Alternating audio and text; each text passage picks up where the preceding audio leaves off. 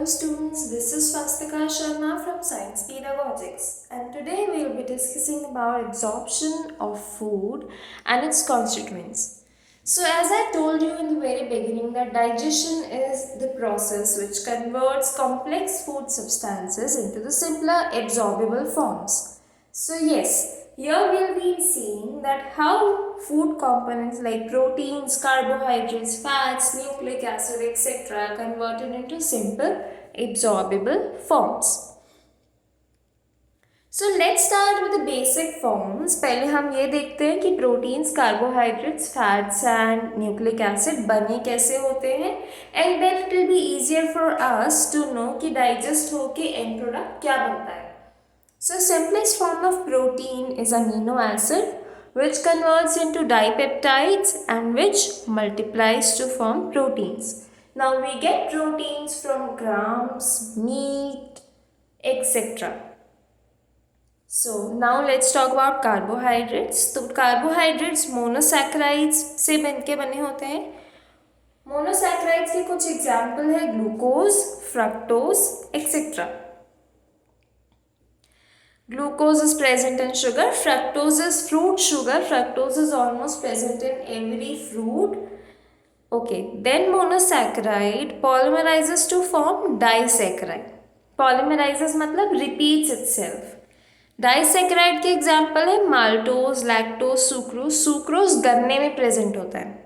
Lactose is present in milk and maltose is present in malt. मौसमी में maltose present होता है. Then disaccharide polymerizes to form starch or other carbohydrates. So these polysaccharides are basically digested into monosaccharides after the action of various digestive enzymes. Now let's come to fats. तो monoglyceride पहले diglyceride बनते हैं, फिर triglyceride बनते हैं and then these triglycerides combine with fatty acids to form fats. And fats are basically present in ghee, oil. जो तेल हम खाते हैं, जो खाने में हम घी डालते हैं, उसमें fats होते हैं. So fats are digested by different digestive enzymes such that end product monoglyceride मिले. Now let's come to nucleic acid. So nitrogenous base and sugar combine to form nucleoside. Nucleoside combines with phosphorus to form nucleotide. And nucleotide polymerizes to form polynucleotide which is nucleic acid.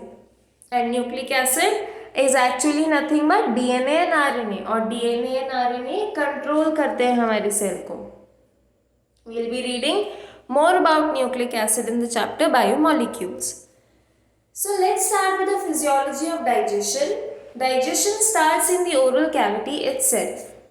Oral cavity में जैसे ही हम food लेते हैं तो हम उसे chew करते हैं. So that is mechanical digestion. I told you in the starting that digestion is a biochemical as well as a mechanical procedure. So yes, mechanical because chewing is a mechanical process. So chewing of food is known as mastication. After the food is masticated उस पर saliva का action होता है. And I told you कि saliva में जो है salivary amylase present होता है, क्लोराइड आयन प्रेजेंट होता है. तो ये सलाइवरी अमाइलेज ऑलमोस्ट 30% स्टार्च को डाइजेस्ट करके माल्टोज और अल्फा डेक्स्ट्रिन में कन्वर्ट कर देता है. तो कार्बोहाइड्रेट का डाइजेशन शुरू हो जाता है ओरल कैविटी में बिकॉज ऑफ सलाइवरी अमाइलेज.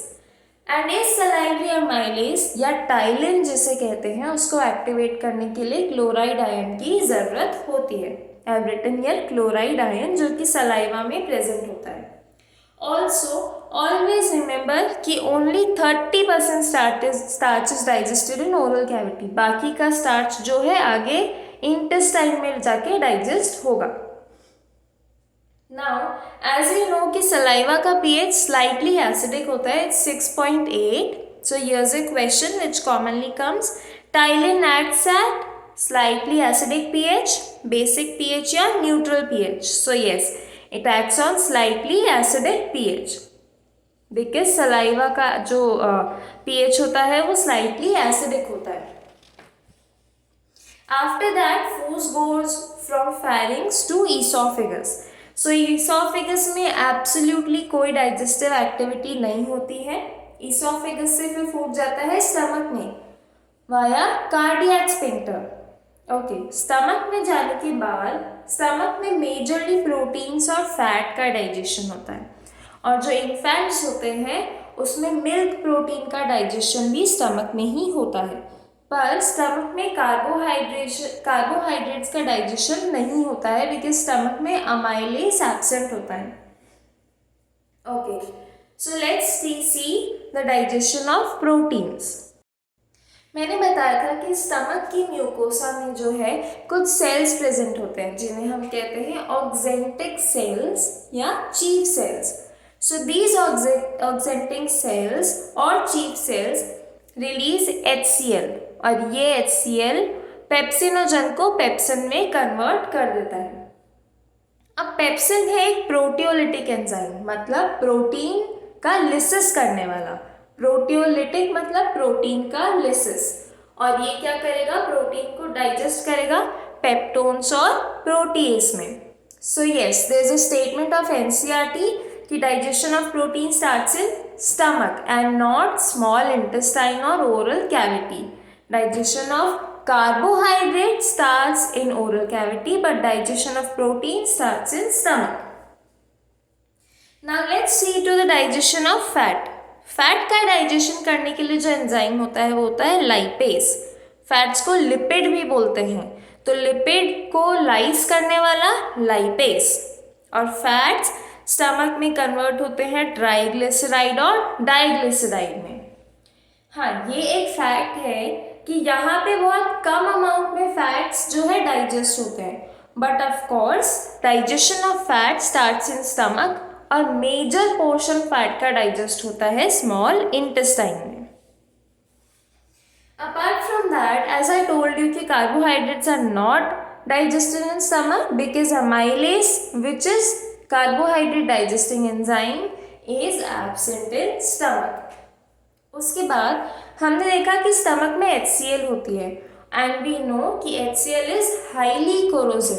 तो स्टमक की लाइनिंग को प्रोटेक्ट करने के लिए म्यूकोसा सिक्रीट होती है, बाइकार्बोनेट सिक्रीट होते हैं, और ये म्यूकस और बाइकार्बोनेट स्टमक की वॉल पे एक लेयरिंग बना लेते हैं ताकि एसिड जो है स्टमक की वॉल को नहीं कोरोड कर सके. And there is a disease known as peptic ulcer.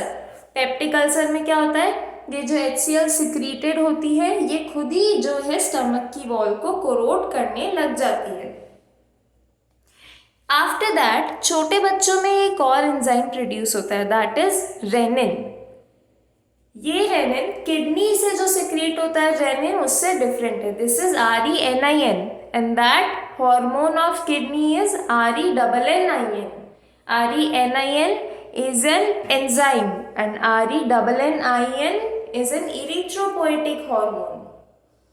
जो मिल्क प्रोटीन होता है उसे हम कैसीन कहते हैं. अब कैसीन जो है सॉल्यूबल होता है. सॉल्यूबल होता है तो हमारे इंटेस्टाइन में कम समय तक रहता है और ज़्यादा एक्सक्रीट हो जाता है. तो इन ऑर्डर कि कैसीन हमारे इंटेस्टाइन में ज़्यादा समय तक रहे ताकि बच्चों में उसको एब्जॉर्प्शन का टाइम ज़्यादा मिले, वो पैराकैसीन और उसके बाद कैल्शियम पैराकैसिनेट में कन्वर्ट हो जाता है. Because calcium paracaseinate is insoluble and can be stored for longer time. पर ये सिर्फ बच्चों में होता है, बड़ों में नहीं होता. बड़ों में जो है मिल्क का डाइजेशन HCl से ही हो जाता है, क्योंकि हमें पता है दूध में अगर एसिड डालेंगे तो वो कर्डल हो जाएगा, कर्ड बन जाएगा. After digestion in stomach let's move on to digestion in small intestine. पर हम ये देख लेते हैं कि स्टमक में कहाँ तक हुआ था डाइजेशन. प्रोटीन्स कन्वर्ट हो गए थे पेप्टोन और प्रोटीएस में, फैट्स कन्वर्ट हो गए थे ट्राइग्लिसराइड और डाइग्लिसराइड में, और कार्बोहाइड्रेट्स का डाइजेशन नहीं हुआ था, और न्यूक्लिक एसिड का भी डाइजेशन नहीं हुआ था. तो अब स्मॉल इंटेस्टाइन पे आते हैं. हमने देखा था एनाटॉमी में कि स्मॉल इंटेस्टाइन में एक तो लिवर की डक्ट ओपन होती है, लिवर पैनक्रियास दोनों की डक्ट ओपन होती है. That is common hepatopancreatic duct. तो वो सिक्रीट करती है pancreatic juice and bile juice. Apart from that intestine खुद का भी जूस रिलीज करता है विच इज इंटेस्टाइनल जूस या फिर सक्कस एंटेरिकस। इंटेस्टाइनल जूस का दूसरा नाम होता है सक्कस एंटेरिकस। तो पैनक्रियाटिक जूस के कंपोनेंट्स होते हैं ट्रिप्सिन, काइमोट्रिप्सिन, कार्बोक्सीपेप्टाइडेज। ये तीनों जो है प्रोटीन डाइजेस्टिंग होते हैं। उसके बाद अमाइलेज जो कि कार्बोहाइड्रेट डाइजेस्टिंग है, लाइपेज जो फैट डाइजेस्टिंग है एंड न्यूक्लियस जो न्यूक्लियोटाइड को डाइजेस्ट करता है। उसके बाद आते हैं बाइकार्बोनेट आयन, क्योंकि जब फूड स्टमक से स्मॉल इंटेस्टाइन में आता है तो वो एसिडिक होता है because of presence of HCl, और जो स्मॉल इंटेस्टाइन के एंजाइम्स हैं वो एसिडिक पीएच पे एक्ट नहीं करते, इसीलिए ये बाइकार्बोनेट आयन उस एसिडिटी को न्यूट्रलाइज करता है ताकि स्मॉल इंटेस्टाइन के जो एंजाइम्स हैं वो एक्ट कर सके। उसके बाद आता है इंटेस्टाइनल जूस के एंजाइम्स, तो है डाइपेप्टाइडेज, माल्टेज। डाइपेप्टाइडेज प्रोटीन के फर्दर डिग्रेडेशन को हेल्प करता है। माल्टेज, लैक्टेज, सुक्रेज ये सब कार्बोहाइड्रेट डाइजेस्टिंग है। न्यूक्लियोटाइडेज, न्यूक्लियोसाइडेज ये सब न्यूक्लियोटाइड डाइजेस्टिंग है, और लाइपेसेस फैट डाइजेस्टिंग। तो अब हम डेप्थ में देखते हैं हर एक एंजाइम के। पहले एक्ट करता है पैनक्रियाटिक जूस। तो सबसे पहले प्रोटीन्स का देखते हैं। हमने देखा स्टमक में प्रोटीन्स के डाइजेशन के एंड पे क्या बनता है, पेप्टोन्स एंड प्रोटीएसेस, और पेप्टोन्स और प्रोटीएसेस के साथ बचे हुए होते हैं कुछ और प्रोटीन जो कि स्टमक में डाइजेस्ट नहीं हो पाते। तो अब वो ट्रिप्सिन, काइमोट्रिप्सिन और कार्बोक्सीपेप्टाइडेज के एक्शन से कन्वर्ट हो जाते हैं डाइपेप्टाइड्स में। अब ये जो ट्रिप्सिन, काइमोट्रिप्सिन और कार्बोक्सीपेप्टाइडेज होते हैं ये एक्चुअली पैनक्रियाटिक जूस में इनएक्टिव फॉर्म में होते हैं। तो इनकी इनएक्टिव फॉर्म्स होती है ट्रिप्सिनोजन, काइमोट्रिप्सिनोजन और प्रोकार्बोक्सीपेप्टाइडेज। इंटेस्टाइनल म्यूकोसा एक एंजाइम रिलीज करता है which is enterokinase. Enterokinase trypsinogen पे एक्ट करके उसे बनाता है ट्रिप्सिन में, और अब ये ट्रिप्सिन काइमोट्रिप्सिनोजन और प्रोकार्बोक्सीपेप्टाइडेज पे एक्ट करके उनको उनकी एक्टिव फॉर्म में कन्वर्ट करेगा। जब ये तीनों एक्टिवेट हो जाएंगे तो प्रोटीन, पेप्टोन और प्रोटीएसेस जो है डाइपेप्टाइड्स में कन्वर्ट हो जाएंगे। Now let's see at the digestion of carbohydrates due to pancreatic juices. तो हमने देखा कार्बोहाइड्रेट का डाइजेशन वैसे तो माउथ में शुरू हो जाता है, लेकिन सिर्फ 30% स्टार्च डाइजेस्ट होता है और स्टमक में अमाइलेज होता नहीं है। तो इसीलिए पॉलीसैकेराइड्स पैनक्रियाटिक जूस से, पैनक्रियाटिक अमाइलेज से डाइसैकेराइड्स में कन्वर्ट हो जाते हैं। डाइसैकेराइड्स के एग्जाम्पल दिए थे मैंने आपको, जैसे सुक्रोज, माल्टोज एक्सेट्रा। अब आता है बाइल का एक्शन। बाइल क्या करता है, लिवर में फॉर्म होता है पहले तो ये, और इसकी स्टोरेज साइट होती है गॉल ब्लैडर। लिवर में फॉर्म होके गॉल ब्लैडर में स्टोर होने को चला जाता है। फिर ये इसका रूट है, जो हमने डक्टल सिस्टम लिवर का देखा था बिल्कुल वैसा ही इसका रूट है, कि पहले right lobe left liver lobe से जाता है और कॉमन हिपैटिक डक्ट में कलेक्ट होता है। उसके बाद गॉल ब्लैडर की डक्ट, सिस्टिक डक्ट जिसे कहते हैं, वो मीट करती है और बनती है कॉमन बाइल डक्ट। फिर कॉमन बाइल डक्ट में ऐड होती है पैनक्रियाटिक डक्ट, जिसे हम बोल देते हैं हिपैटोपैनक्रियाटिक डक्ट। अब ये हिपैटोपैनक्रियाटिक डक्ट डिओडेनम में खोलेगी, इसका मतलब फाइनली हिपैटोपैनक्रियाटिक डक्ट जो कि एम्पल ऑफ वेटर पे खुलेगी, उससे बाइल जो है डिओडेनम में रिलीज होगा। और इसका फंक्शन आगे हम एब्जॉर्प्शन में देखेंगे कि इमल्सिफिकेशन ऑफ फैट करती है, और जो लाइपेज हमने देखा जो फैट डाइजेस्टिव एंजाइम है उसको भी ये एक्टिवेट करता है। So this is a line of NCERT. Always remember that bile helps in digestion of fats by activating lipase, and it helps in absorption of fats by emulsifying fats. तो fats पे अब lipase act करेगा और bile, और ये convert हो जाएंगे diglyceride से मोनोग्लिसराइड में। हमने देखा फैट की सिंपलेस्ट फॉर्म है मोनोग्लिसराइड। और पैंक्रियाटिक जूस में न्यूक्लियस भी होता है, तो ये न्यूक्लिक एसिड को कन्वर्ट कर देगा न्यूक्लियोटाइड में।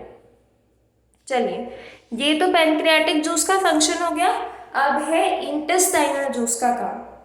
तो हमने देखा पैंक्रियाटिक जूस कहाँ पे खत्म करता है प्रोटीन का डाइजेशन, डाइपेप्टाइड्स पे। तो अब इंटेस्टाइनल जूस डाइपेप्टाइड से सिंपलेस्ट फॉर्म अमीनो एसिड में कन्वर्ट कर देता है in the presence of dipeptidase. अच्छा, ये एंजाइम याद करने का तरीका ये है कि जो जैसे डाइपेप्टाइड को कन्वर्ट कर रहा है तो डाइपेप्टाइडेस, माल्टोज को कन्वर्ट कर रहा है तो माल्टेस, लैक्टोज को कन्वर्ट कर रहा है तो लैक्टेस। यूजुअली ऐसे ही होते हैं इन एंजाइम के नाम। अब हमने देखा कार्बोहाइड्रेट का डाइजेशन कहाँ खत्म हुआ था, डाइसेकेराइड्स पे। और कुछ कार्बोहाइड्रेट जो डाइसेकेराइड है उनके एग्जाम्पल दिए मैंने, माल्टोज, लैक्टोज और सुक्रोज। माल्टोज प्रेजेंट होता है मौसमी में, लैक्टोज प्रेजेंट होता है दूध में और सुक्रोज प्रेजेंट होता है गन्ने में। तो अब माल्टोज डाइसेकेराइड है, उसे भी मोनोसेकेराइड में कन्वर्ट करने के लिए माल्टेज एंजाइम। और ये याद रखिएगा कि माल्टोज के मोनोसेकेराइड होते हैं glucose plus glucose. This is important क्योंकि कई बार एमसीक्यूज में आता है कि maltose is equals to glucose plus glucose या और भी कई option. So the right option is glucose plus glucose. Lactose convert होता है glucose plus galactose in presence of lactase enzyme. Sucrose convert होता है glucose plus fructose in presence of sucrase enzyme. Fructose को fruit sugar भी कहते हैं। इन सब के निकनेम्स भी याद रखिएगा because it is very important. फिर है न्यूक्लियोटाइड। हमने देखा पैंक्रियाटिक जूस न्यूक्लिक एसिड को न्यूक्लियस की प्रेजेंस में न्यूक्लियोटाइड में कन्वर्ट कर देता है।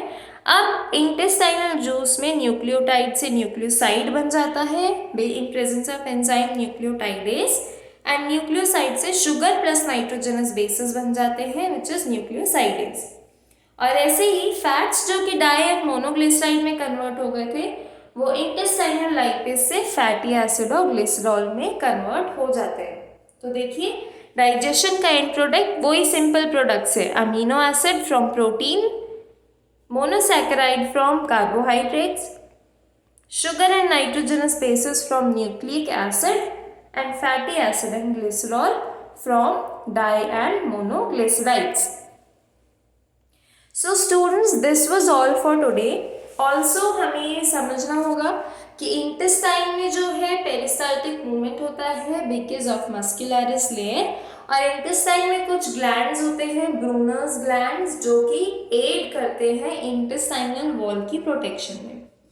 So this was all for this lecture. In the next lecture, we'll be looking towards absorption and pathology of digestive system, which will be eventually the last part of this chapter. And then we'll be giving you an anatomy description, which is anatomy demonstration, which is revision by vision. And finally, we'll be dissecting the NCERT and the important questions which can be coming from this chapter in major exams like NEET.